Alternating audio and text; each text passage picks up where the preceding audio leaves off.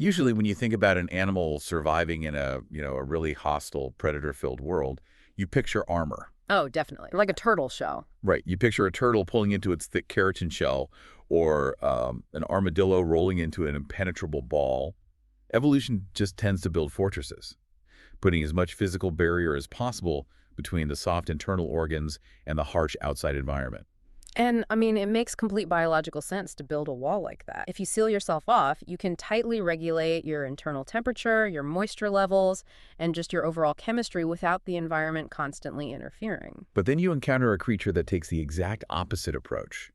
Imagine an animal that essentially deletes the barrier entirely. Right. A creature that never drinks a single drop of water through its mouth, uses its own external skin as a primary lung, and is so incredibly integrated with its surroundings that it is essentially an open biological circuit.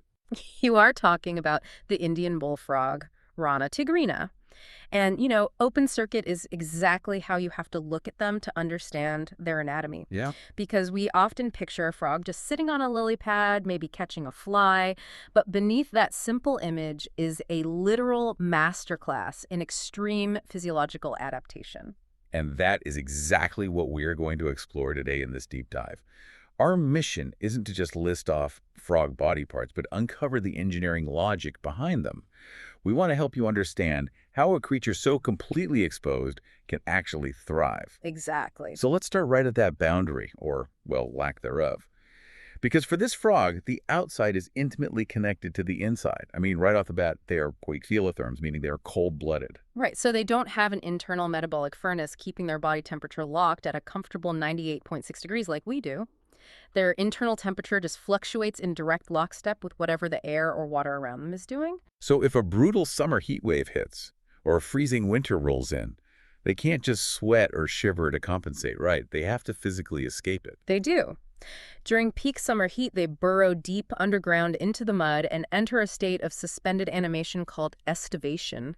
Wow. Yeah, and in the dead of winter, they do the exact same thing to survive the cold, which we call hibernation. Their metabolism just slows to an absolute crawl. So they hit the pause button on life. Exactly. They are entirely at the mercy of their environment, so their best defense against extremes is to just wait for better conditions. But when conditions are right, and they're out hunting in the pond, they rely heavily on stealth. Mm. If you look at their coloration, their back, the dorsal side, is this olive green with dark, irregular spots. Hmm. But their belly is a pale, uniform yellow. Which is a really classic example of mimicry and camouflage, Yeah. specifically countershading. It is basically a dual-directional optical illusion. Oh, that's a cool way to put it. Yeah, think about it.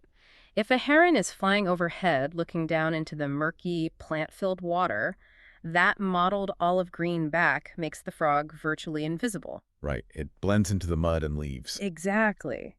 But if a predatory fish is swimming underneath, looking up toward the surface, that pale yellow belly blends perfectly with the bright sunlight filtering down through the water. It is basically cloaking technology from two different angles. Mm. But structurally, there's something even more uh, radical about their body plan. They are literally just a head and a trunk, Yep, no tail. no tail, and completely lacking a neck. Why would evolution completely remove the ability to turn your head and look around? That seems like a massive disadvantage for a predator. It does, until you look at their primary mode of locomotion. A frog is essentially a living biological catapult. Okay, I like that. When they leap, their massive muscular hind limbs, which by the way have 5 fully webbed digits and are much larger than their 4-digit forelimbs, they generate an explosive amount of force.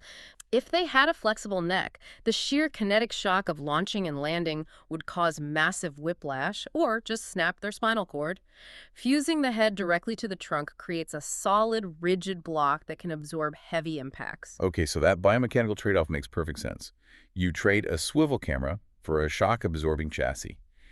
And they have other hardware to help with the environment, right? Oh, absolutely. They have bulging eyes with a nictitating membrane. A built-in pair of goggles for underwater protection. Exactly. And their eardrum, the tympanum, is right on the outside of their head.